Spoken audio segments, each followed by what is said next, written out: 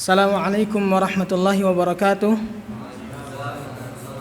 Innal hamdalillah nahmaduhu wa nasta'inuhu wa nastaghfiruh wa na'udzu billahi min shururi anfusina wa min sayyiati a'malina may yahdihillahu fala mudhillalah wa may yudlilhu fala hadiyalah. Asyhadu an la ilaha illallah wa asyhadu anna Muhammadan 'abduhu wa rasuluh. Qala Allah ta'ala fi kitabihil karim, ya ayyuhalladzina amanu taqullaha haqqa tuqatih wa la tamutunna illa wa antum muslimun.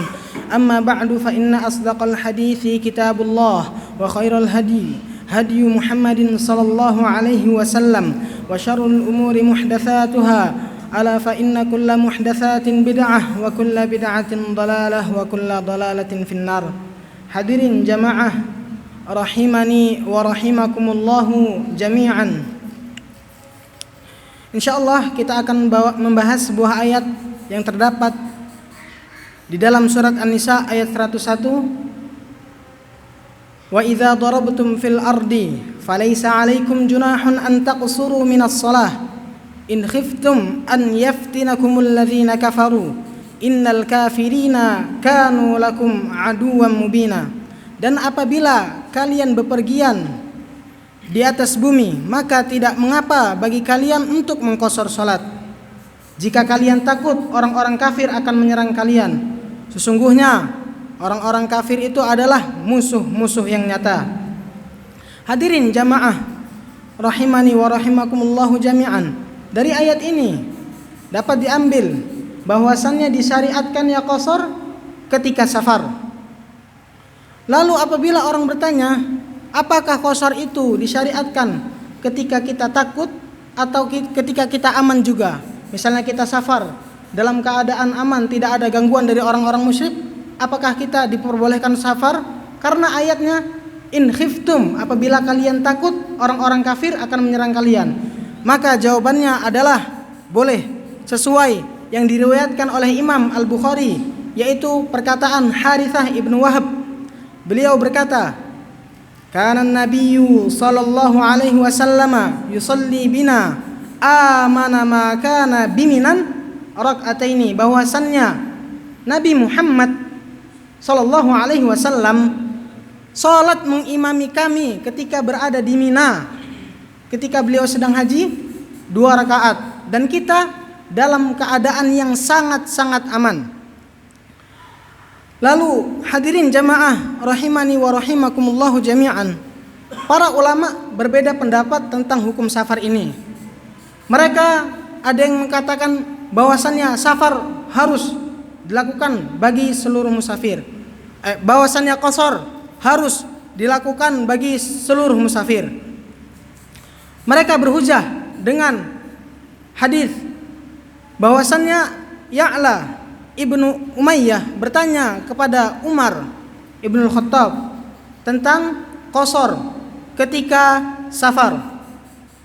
Lalu Umar Ibnu Khattab menyatakan bahwasannya aku dulu juga pernah bertanya kepada Rasulullah sallallahu alaihi wasallam tentang hukum qashar ketika safar.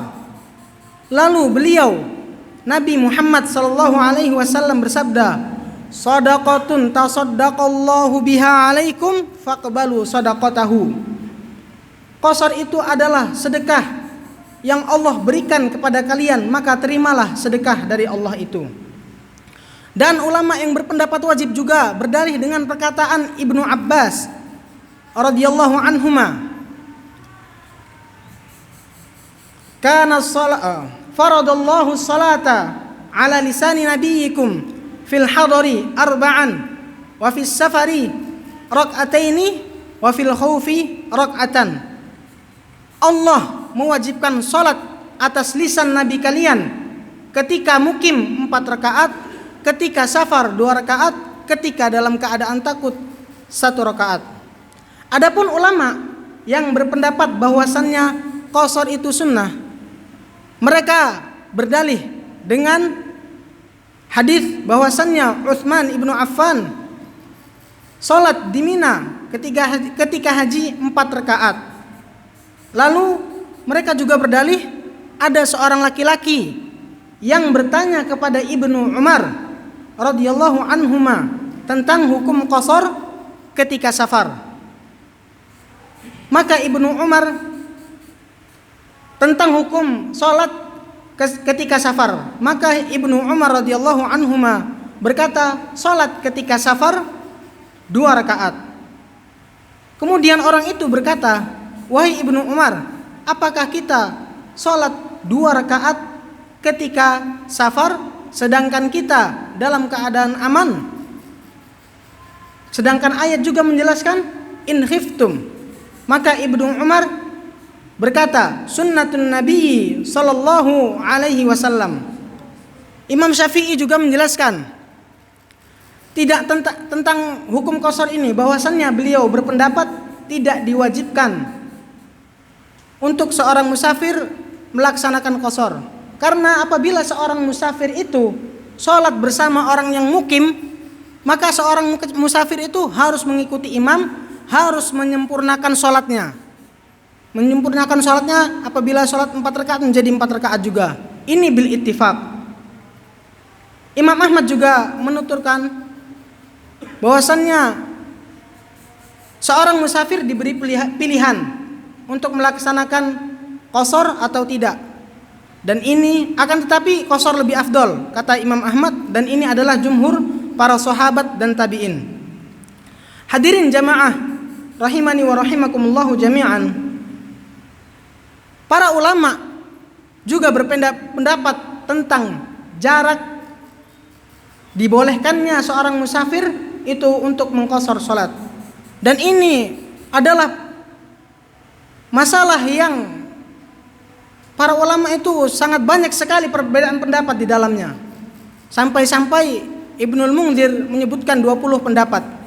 Akan tapi kita tidak menyebutkan semua, mungkin beberapa, yaitu pendapat yang pertama adalah Imam Bukhari meriwayatkan di dalam kitabnya, kana Ibnu Abbasin wa Ibnu Umar yaqsurani wa yuftirani fi 4 burudin wa hiya 16 farsakhan.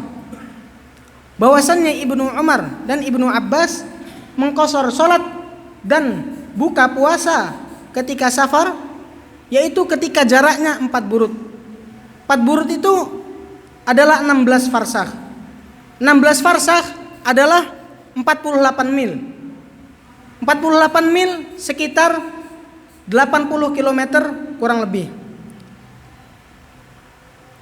Ulama yang berpendapat seperti pendapat ini, maka diambil darinya bahwasannya siapa yang qasar sejauh 80 km maka dibolehkan baginya untuk mengqasar salat. Adapun orang yang siapa yang safar dalam sejauh 80 km maka baginya boleh mengqasar salat. Adapun orang yang safar kurang dari 80 km walaupun hanya sejengkal, maka dia tidak boleh untuk qasar salat. Dan ini adalah pendapat jumhur para ulama. Lalu sekarang pertanyaan, semenjak kapankah, dari mana kita itu menghitung kilometer itu tersebut? Jumhur para ulama mengatakan bahwasannya kita menghitung kilometer tersebut ketika kita sudah tidak melihat rumah-rumah di desa kita. Akan tetapi ikhwan, pendapat 80 km ini, yaitu dibolehkannya kita mengqasar salat ketika safar, ketika kita sudah sejauh 80 km, sangat berbeda sekali dengan hadis Anas ibnu Malik yang terdapat di Sahih Muslim, yaitu beliau berkata, kana Nabiyyu sallallahu alaihi wasallam idza kharaja thalathata amyalin aw farasikh shalla rak'ataini. Bahwasannya Nabi Muhammad sallallahu alaihi wasallam apabila beliau keluar sejauh 3 mil atau 3 farsakh, beliau mengqasar salat. Tadi 80 km sama dengan 48 mil. Sedangkan hadis Anas, apabila Rasulullah SAW keluar 3 mil saja, beliau mengqashar salat. Dan apabila dibandingkan 48 mil dan 3 mil, ini sangat jauh sekali. Wallahu ta'ala a'lam bishawab. Adapun yang kita pilih, yaitu pendapat bahwasannya seperti yang dikatakan oleh Syekh Utsaimin di dalam kitabnya Syarhul Mumti', annahu la hadda lis-safari bil masafah. Tidak ada penentuan jarak bagi seorang musafir. Syekh Utsaimin menyebutkan perkataan Ibnu Qudamah Shahibul Mughni dalam kitabnya, bahwasannya penentuan jarak bagi seorang musafir agar ia dibolehkan qashar itu termasuk tauqifun.